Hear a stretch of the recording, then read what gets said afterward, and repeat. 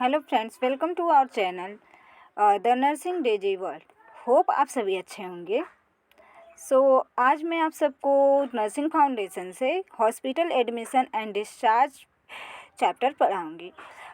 इसका first part का जो वीडियो है वो डिस्क्रिप्शन में प्रोवाइड कर दिया जाएगा। अगर आप लोग नहीं देखे हैं तो उसको ज़रूर देखें। एंड देन उसका सेकेंड पार्ट आज मैं आपको पढ़ाने जा रही हूँ।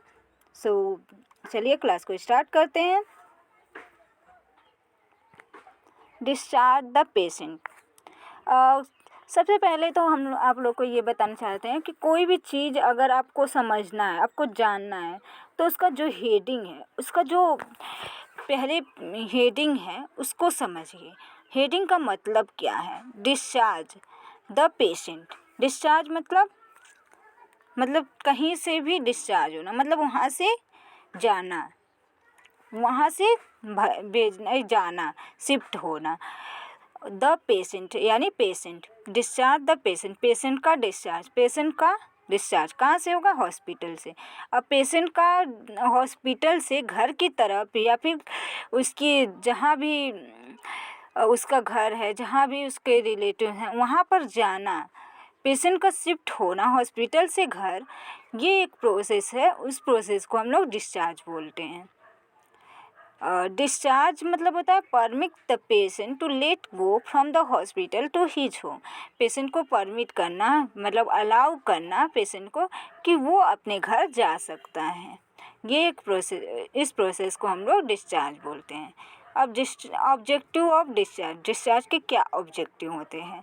Ensure medical care after discharge, discharge के बाद देखना होता है हमेशा मेडिकल केयर को, जो भी मेडिकल केयर प्रोवाइड किया जा रहा है उसको हमेशा इंश्योर करते रहना है कि प्रोवाइड किया जा रहा है कि नहीं प्रोवाइड किया जा रहा है। मोटिवेट करना होता है पेशेंट को, रिलेटिव को और फैमिली मेम्बर को बताना होता है कि उनको कैसे मेडिकेशन देना है, कैसे टाइम पे देना है, कैसे देना है। प्रोमोट गुड पब्लिक रिलेशनशिप, एक अच्छा नर्स पेशेंट रिलेशनशिप, एक अच्छा रिलेशनशिप मेंटेन करना होता है, उसको प्रोमोट करना, बढ़ावा देना होता है एक अच्छी रिलेशनशिप को पब्लिक के साथ। देन हम लोग देखते हैं टाइप्स ऑफ डिस्चार्ज। डिस्चार्ज के अब कितने टाइप्स होते हैं? डिस्चार्ज के कई सारे टाइप्स होते हैं। पहले तो होता है क्योर्ड एंड डिस्चार्ज। अब देखिए मीनिंग, क्योर्ड मतलब ठीक होना और डिस्चार्ज होना, ठीक होने के बाद डिस्चार्ज होना। कोई भी पेशेंट है अगर ठीक हो जा रहा है तो फिजिशियन उसको एडवाइस करता है कि आप अच्छे से ठीक हो गए हैं, आप मतलब आपको कोई भी दिक्कत अब नहीं है, कोई भी प्रॉब्लम नहीं है, आप हॉस्पिटल से डिस्चार्ज ले सकते हैं। And the next one is discharge to another hospital और अनदर यूनिट, उसको रिफरल्स भी बोलते हैं। अब इसका मतलब क्या हुआ? अनदर हॉस्पिटल, दूसरे हॉस्पिटल में या फिर दूसरे यूनिट में। अब डिस्चार्ज क्यों होगा? दूसरे हॉस्पिटल रिफरल क्यों होगा? क्यों? अगर वहाँ पे प्रॉपर ट्रीटमेंट या फिर प्रॉपर अप्रोप्रिएट जो भी स्टाफ हैं वो ना रहें तो किसी भी पेशेंट का रेफरल्स होता है दूसरे जगह पे उसकी प्रॉपर ट्रीटमेंट के लिए, प्रॉपर केयर के लिए।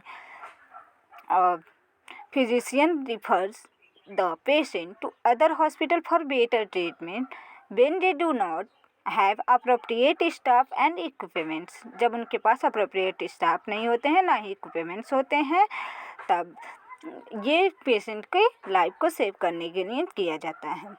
And the next one is discharge against medical advice. अब डिस्चार्ज अगेंस्ट मेडिकल एडवाइस यानी मेडिकल एडवाइस के अगेंस्ट डिस्चार्ज लेना, ये होता है डिस्चार्ज अगेंस्ट मेडिकल एडवाइस। डामा या फिर लामा इसको बोल सकते हैं हम लोग। इसमें पेशेंट क्या होता है, पेशेंट अपने ड्यू को भी नहीं क्लियर करता, ना ड्यू को क्लियर करेगा, ना ही किसी भी हॉस्पिटल मेंबर या फिर मेडिकल स्टाफ को किसी को इन्फॉर्म भी नहीं करेगा और भाग जाएगा, हॉस्पिटल छोड़ के भाग जाएगा। तो ऐसे पेशेंट को एब्सकॉन्डेड भी बोलते हैं। और एक ऐसा पेशेंट होता है कि मतलब अपने ड्यू सारे क्लियर कर लेते हैं और फिर हॉस्पिटल को छोड़कर चले जाते हैं, ऐसे पेशेंट को हम लोग डामा बोलते हैं, एब्सकॉन्डेड। ड्यू भी नहीं क्लियर करेगा, ना ही किसी मेडिकल स्टाफ को बताएगा, और जो है पेशेंट हॉस्पिटल छोड़कर चला जाता है। ऐसे पेशेंट को हम लोग एब्सकॉन्डेड बोलते हैं हॉस्पिटल लैंग्वेज में, मतलब हॉस्पिटल में रिकॉर्ड में उनको एब्सकॉन्डेड लिख दिया जाता है। अब next one is DOR। DOR means discharge on request. अगर कोई पेशेंट है, उसको बहुत सारे लोग होते हैं जिनको हॉस्पिटल में रहना, हॉस्पिटल में जाना अच्छा नहीं लगता है, वहाँ का खाना या फिर वहाँ की ट्रीटमेंट उसको अच्छा नहीं लग रहा है, तो वो पेशेंट रिक्वेस्ट करता है डॉक्टर से, अपने फैमिली मेम्बर से कि मतलब मुझे डिस्चार्ज दिलाओ, मुझे डिस्चार्ज चाहिए, मुझे यहाँ पे नहीं रहना है, मुझे ये प्रॉब्लम हो रही है, तो उसको रिक्वेस्ट पे जो है डिस्चार्ज दिया जाता है। डेथ। देन नेक्स्ट है लास्ट वन इज डेथ। अब कोई भी पेशेंट है, रिकवर्ड नहीं हो पा रहा है, उसकी जो भी हेल्थ प्रॉब्लम है उससे रिकवर नहीं हो पा रहा है, और हॉस्पिटल में ही डेथ हो जाता है, उसका मर जाता है वहाँ पे हॉस्पिटल में, तो उसकी बॉडी को उसके रिलेटिव्स को देना होता है। ये एक प्रोसेस होता है डिस्चार्ज का। डेथ मतलब डेथ के बाद उसकी बॉडी को उसके रिलेटिव्स को देना। इसके सारे प्रोसीजर होते हैं, सारे प्रोसीजर को करने के बाद डिस्चार्ज किया जाता है डेड पेशेंट का। देन देखते हैं हम लोग डिस्चार्ज प्लानिंग। डिस्चार्ज प्लानिंग मतलब डिस्चार्ज को प्लान करना, कैसे हम लोग डिस्चार्ज करेंगे, क्या क्या चीज़ें हम लोग को देखनी होगी डिस्चार्ज करते टाइम। तो discharge planning An effective discharge requires careful planning and continuous assessment of the patient need during hospitalization. एक इफ़ेक्टिव डिस्चार्ज ऐसा डिस्चार्ज होता है जिसमें रिक्वायर्ड होता है एक बहुत अच्छी प्लानिंग की, और उसमें कंटिन्यूस पेशेंट का कंटिन्यूस उसकी कंडीशन का, हेल्थ कंडीशन का असेसमेंट किया जाता है हॉस्पिटलाइजेशन के टाइम पे। हॉस्पिटल में जब तक पेशेंट है तब टाइम, उसी टाइम पे। Ideal discharge planning. अब इसमें दिया गया है आइडियल डिस्चार्ज। आई से include patient and family member as partner in discharge.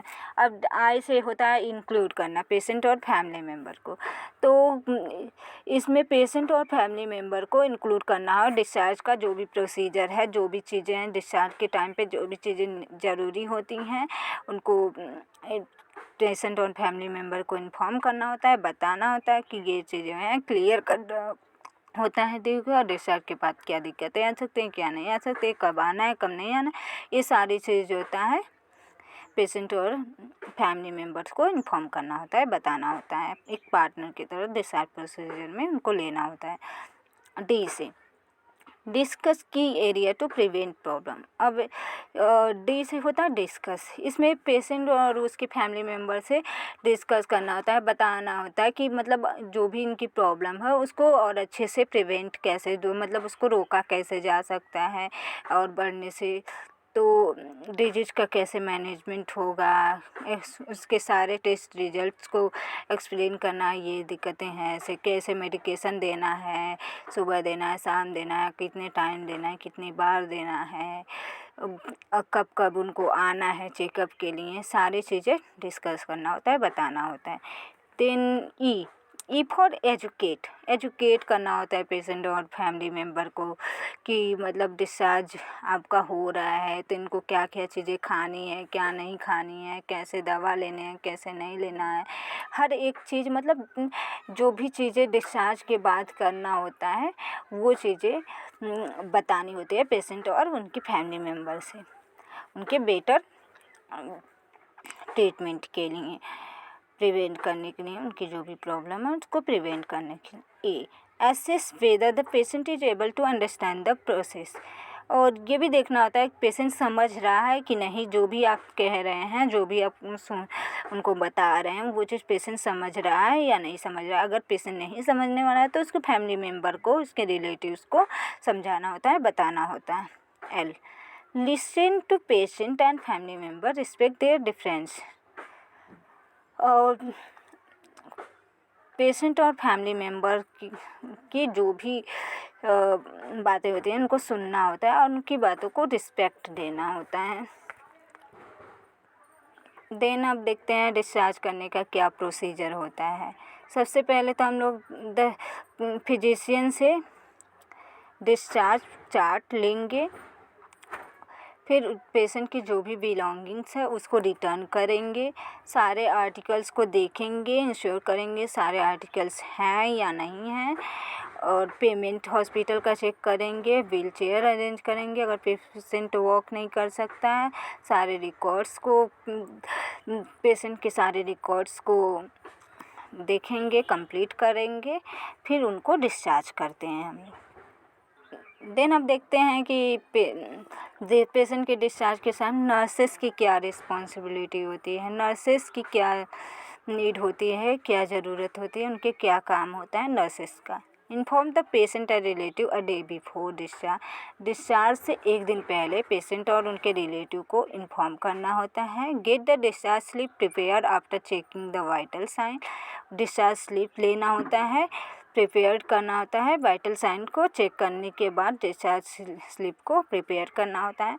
Nurse should be that the patient personal hygiene is maintain.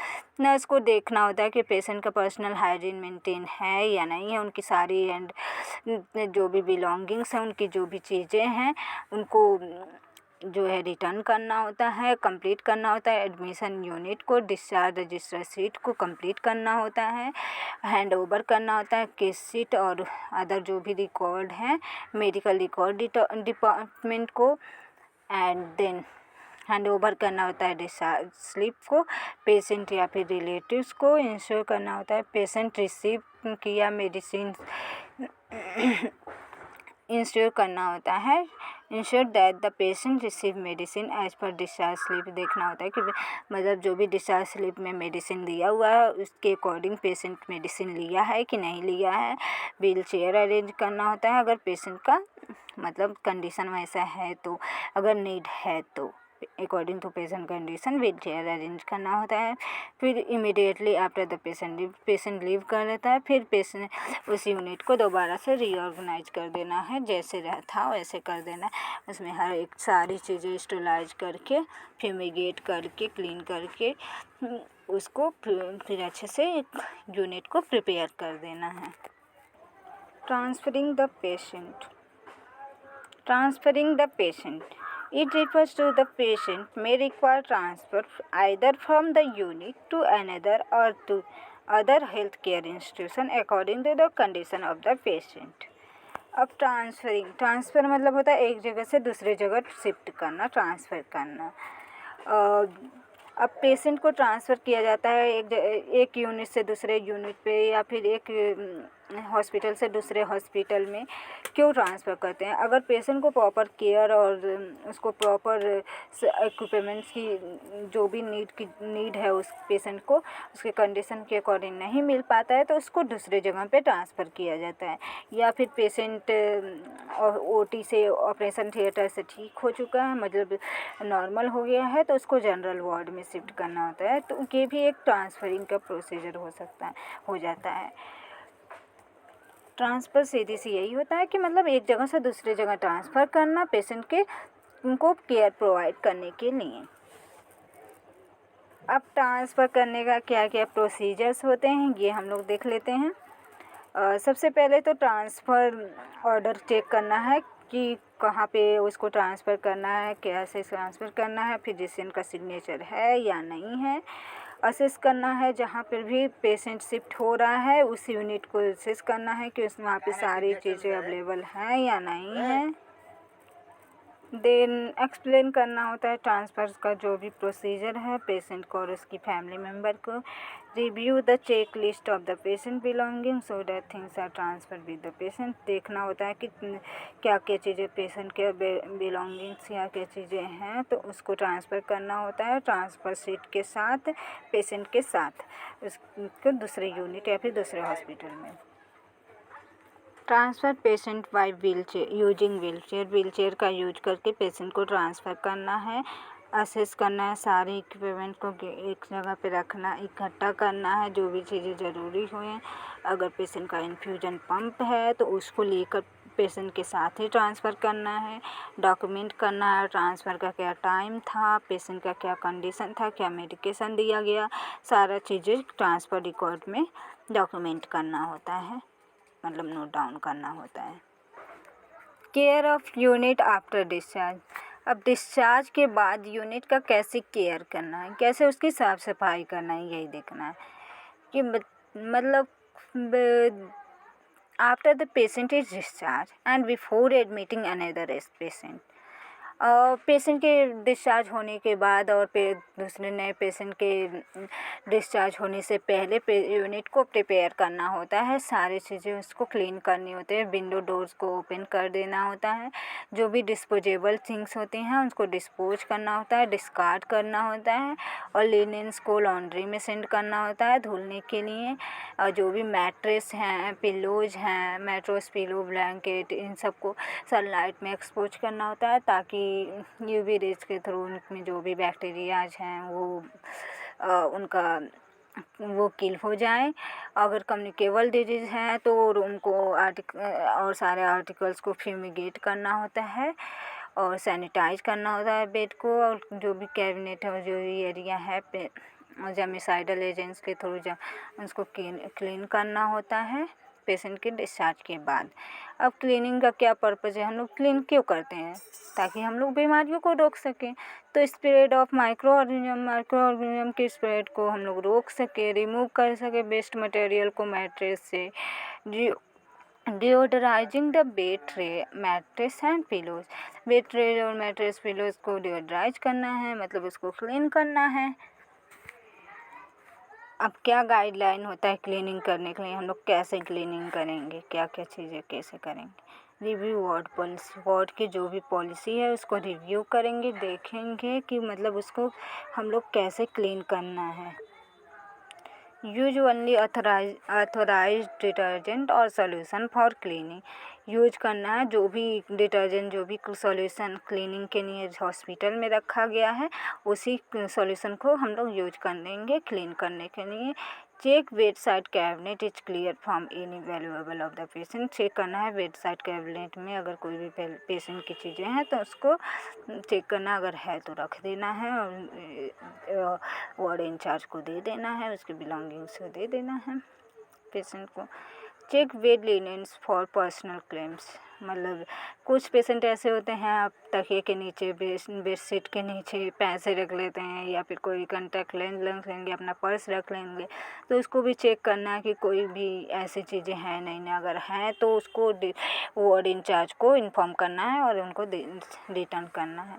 Replace torn mattress और पिलो, रिप्लेस करना है जो भी फटे मैट्रेस हैं, जो भी पिलोज हैं, जो भी बिस्तर या फिर पिलोज फटे हुए हैं उनको रिप्लेस करना होता है। Allow the mattress and pillow to dry thoroughly before making bed, bed making करने से पहले मैट्रेस और पिलो को ड्राई करना होता है। Prevent spread of microorganism by carefully removing linen from the bed, bed को लिनेन से बेड से लिनेन को केयरफुली रिमूव करना होता है माइक्रोऑर्गेनिज्म को स्प्रेड को प्रिवेंट करने के लिए।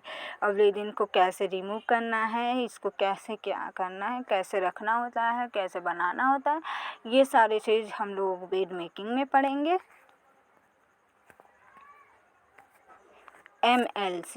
MLC ये बहुत इम्पॉर्टेंट टॉपिक है, एग्ज़ाम में भी पूछा जाता है बहुत ज़्यादा।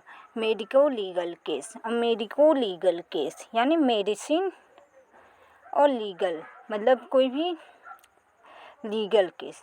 मेडिको लीगल केस एक ऐसा केस है जिसमें मेडिकल ट्रीटमेंट की ज़रूरी होती है और लॉ भी इसमें मतलब लॉ भी इसमें इन्वॉल्व होता है, मेडिकल ट्रीटमेंट के साथ लॉ भी इन्वॉल्व होता है। तो वैसे केसेस को हम लोग MLC बोलते हैं, हॉस्पिटल के लैंग्वेज में इसको MLC का केस बोलते हैं, मेडिको लीगल केस बोलते हैं। MLC कई टाइप के हो सकते हैं, जैसे बुलेट इंजरी है, कोई बम ब्लास्ट हो गया, या फिर रोड एक्सीडेंट हो गया, कोई पॉइजनिंग हो गया, या फिर कोई स्टैबिंग केस हो गया, क्रिमिनली कोई अबॉर्शन करा दिया हो गया, कोई पेशेंट अगर जल गया है, जला दिया गया है, डोमेस्टिक वायलेंस कर दिया, औरतों को जला दिया जाता है या फिर मारा जाता है, पीटा जाता है, तो ऐसे केसेस अगर हॉस्पिटल में आते हैं तो इन सारे केसेस को हम लोग मेडिको लीगल केस में इन्वॉल्व करते हैं। Thank you for watching and please subscribe the channel and like, share and comment.